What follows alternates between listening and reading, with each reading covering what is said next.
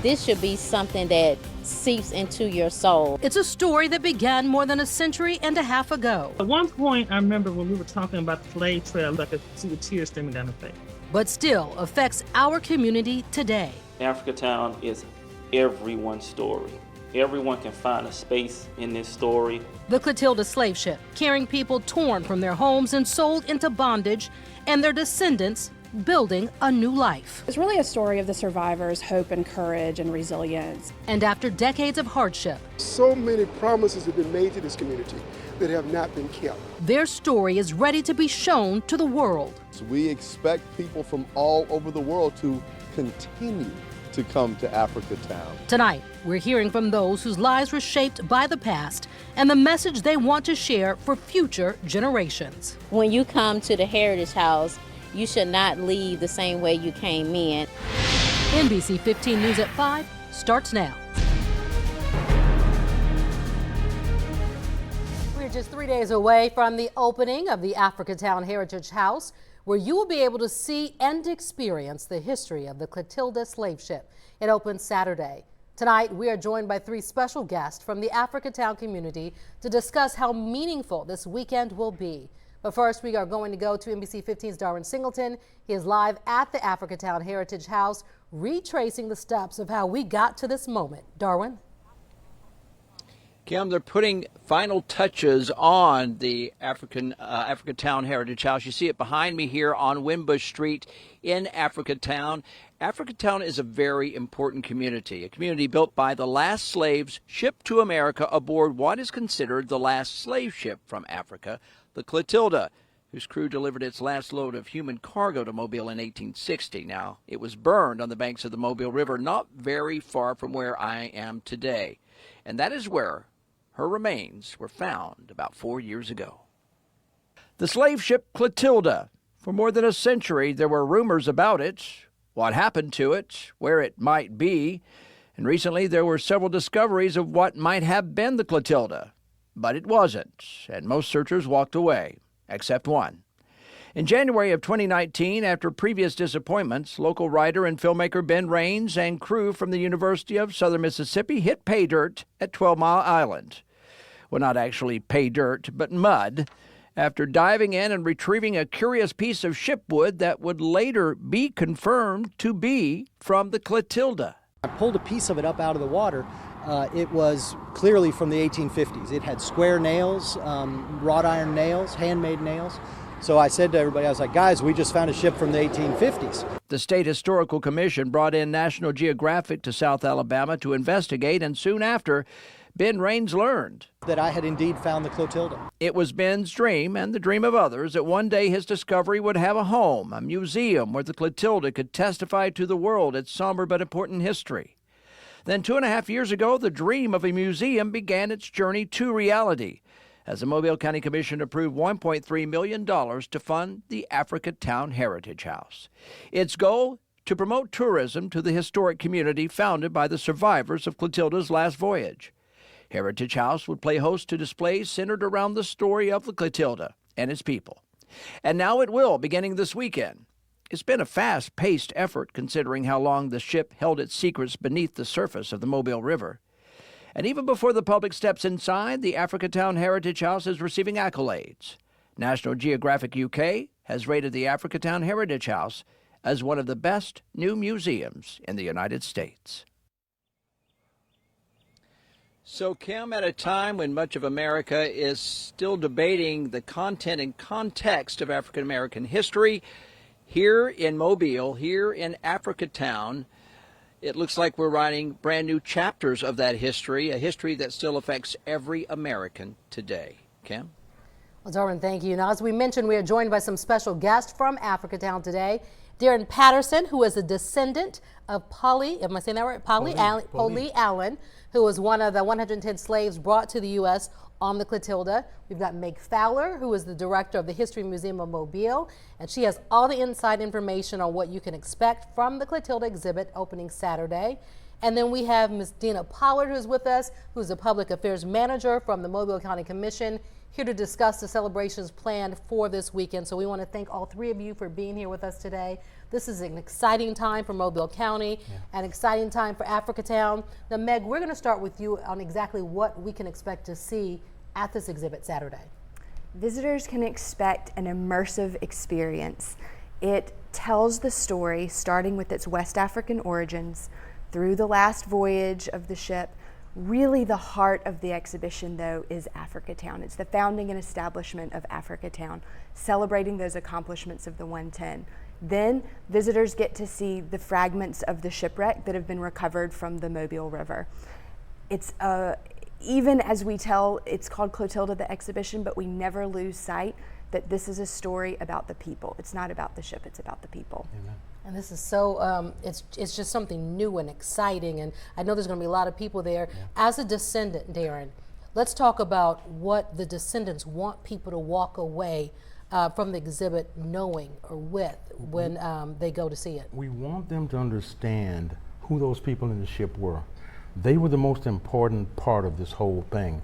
We want them to understand what they went through, how they felt, how they were able to persevere after all that they went through, how they meshed with the people in the community who were already there when they got there, how they came together and created a community that was vibrant.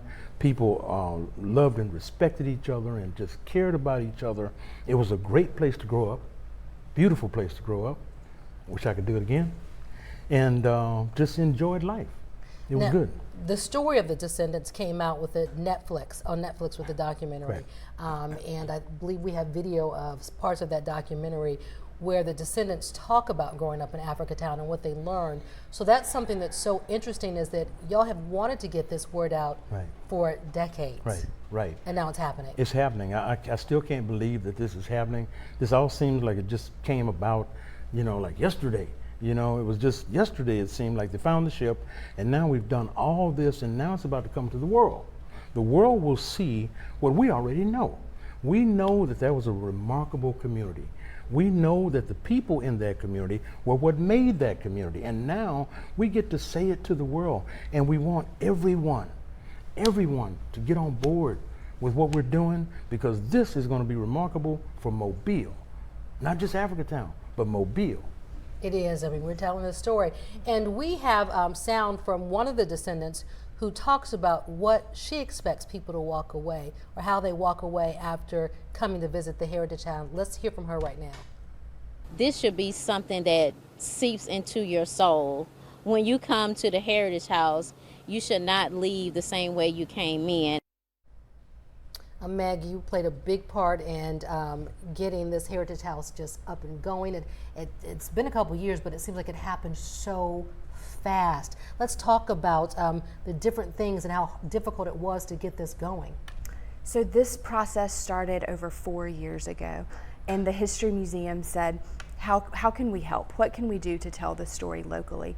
And we've worked with experts literally around the world, but also with a phenomenal curatorial team right here in Mobile that has created this exhibition.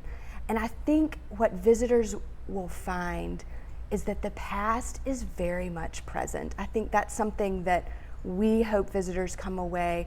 This story of the 110, the story of Africatown reminds us, sometimes history is something that is in textbooks. It's distant, it's remote. But as we have curated this exhibition over the years, we have very much kept in mind that the past is always present, and ever much more in this story. And you need to really know your past, educate yourself, so you don't make some of the same mistakes that were made in the past, and we know how to make ourselves better. Now, Dina, we know that there's a big celebration planned because for the Heritage House opening. Let's talk about that.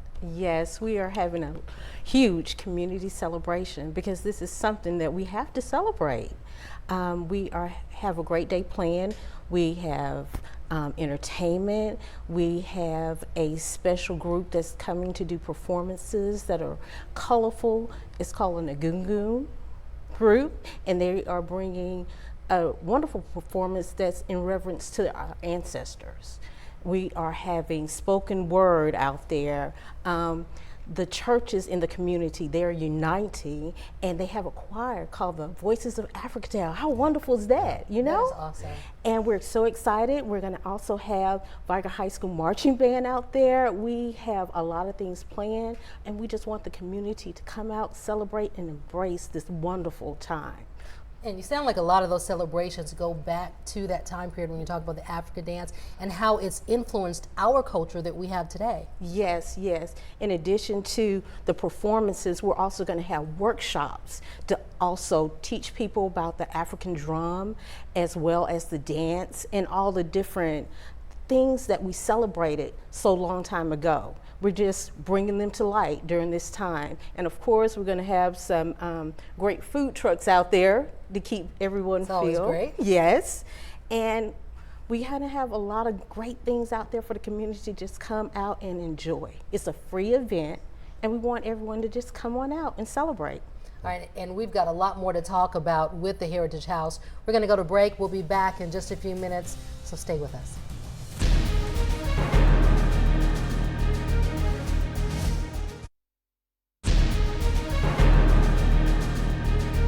She's a descendant on both sides of her family, on her mother's side and her father's side. So at one point, I remember when we were talking about the slave trade, I looked over her and I could see she had big Hollywood glasses, but I could see the tears streaming down her face. Well, that was Vicki Howell, who we spoke with back in April, discussing her journey with the Clotilda descendant back to the African port of Benin. That's where the crew of Clotilda purchased the people they would bring to Mobile and force into slavery. Now, that was back in 1860, 52 years after the U.S. outlawed the international slave trade. The Clotilda set sail from Mobile, captained by William Foster, seemingly to transport lumber to the Virgin Islands. Instead, the ship sailed to the port of Uadu, modern-day Benin, and the lumber was used to turn it into a slave vessel. The crew purchased 125 people, 110 of whom were taken back to Mobile, where Captain Foster burned the Clotilda to cover his crimes. Now, after the Civil War ended, a group of about 30 freed slaves who were trafficked on the Clotilda came together to found what is now known as Africatown. And tonight, again, we are joined by some special guests to discuss the upcoming opening of the Africatown Heritage House. Darren Patterson, who is a descendant of the Clotilda, Meg Fowler, who's the director of the History Museum of Mobile, and Dina Pollard, who is the Public Affairs Manager for the Mobile County Commission. Again, thank you so much for being here. Darren, let's talk about, we talked about what the descendants want people to walk away from, but you're saying that we need the entire support of the community. We do. We need the entire support of everyone, because this is not a flash in the pan. This is here. This is going to put a spark into Mobile to recognize its history. Black history is American history, and we've got to make sure that people understand that. We've got to make sure that the people in Mobile understand that we can be Mobile. Charleston has embraced its slave history. Savannah has embraced it, and they have turned that into things that are prosperous for those cities. Mayor Joe Riley, the longtime mayor of Charleston, told me, Darren, just keep telling the story. Well, now we're telling the story. So now that we're telling the story, we need everyone to get on board so that Mobile can be Mobile. Already things are coming out of this that were spawned by the founding of the ship. We've got news now about to come into the black community that a group of writers here, local writers, award-winning writers, are going to be putting news into the black community, into the community as a whole, not just the black community. These kinds of things have grown out of the find of Clotilda. So this is a great time to be in Mobile. It's time to get on board and let's roll. And for Saturday's opening of the Heritage House, Meg, you were saying that the tickets are sold out. Tickets are sold out for the Saturday grand opening, but visitors can reserve a time to see the exhibition on Clotilda.com. There's a limited space, and we control, we want everyone to have space to experience the exhibition. And so we really encourage people to go to Clotilda.com, reserve their time entry, and you get a window to enter the exhibit and then spend as long as you like inside. And it's such an interest. Let's talk about what people are going to see inside and how moving it can be. I know I was just telling you earlier, I was in Washington, D.C. last week and saw the National African American History Museum, and it moved me just learning stuff that I thought I knew a lot about black history. There's something really powerful about being in the presence of historical objects and artifacts. That's what a museum exhibition can do. It can collapse the gaps of space and time, and it just brings you face to face with that history. And so I think it will be a very moving experience here for visitors as well. It's an incredibly somber story, and also there's a celebration. There's a celebration of the accomplishments that the 110 African men, women, and children achieved, even as they long to always go back to Africa.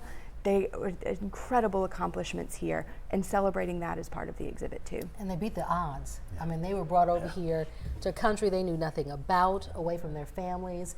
They were scared, and then they wanted to make sure that they created their own families here and have them on. Now, Dina, let's talk about the celebration leading up to the opening of the Heritage House. It's going to be held Saturday as well. You put a lot of thought into taking the history out of what the descendants, what they had to put into the celebration. Most importantly, we wanted to show respect to the ancestors as well as the descendants. That was the main purpose of this community day. And Kim, you would be surprised. We are so excited. It's becoming more like a big family reunion. We have been getting calls from everywhere where people are planning their family reunions to come and celebrate. So we are so excited. Just to forewarn some people, we're going to have a couple of streets blocked off in the area. However, we will provide free parking spaces at a few of the area churches there, as well as parking at Mobile County Training School, and also where we have the food market in that area. If you go to the county's website, you can see all of the free parking spaces. And of course, we understand people do not want to walk such a far distance, so we will have handicap accessible vans to transport people into the center of all of the excitement, as well as golf carts running back and forth to just help people get into the middle of the celebration and enjoy it. All right. We're going to talk more about the celebration, the time everything starts, coming back right after the break. We'll be back in a moment. Stay with us.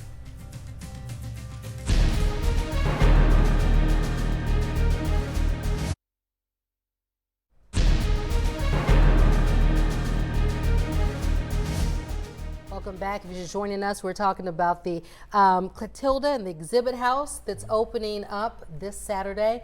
Let's talk about the sequence of events because we don't have a lot of time. Darren, tell us what the descendants will be doing. Well, the landing is going to be 8 o'clock. That's the commemoration of the actual docking of the ship here. All our officers in town, we have a dynamic group of officers. Jerry Ellis, the president, Altavis Rosario, the vice president's here, Bill Green, the treasurer's here, my buddy Clarence Wall Jr., the secretary is here.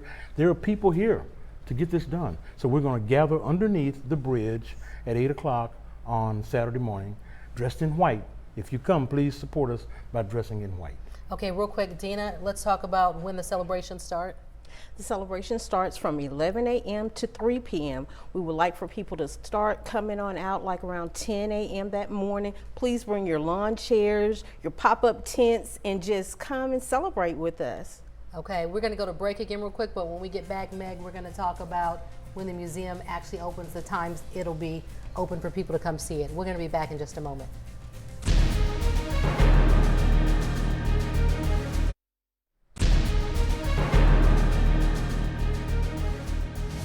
We're going to get right to it because we don't have a lot of time. Let's talk about when the Clotilda the exhibition will open on Saturday.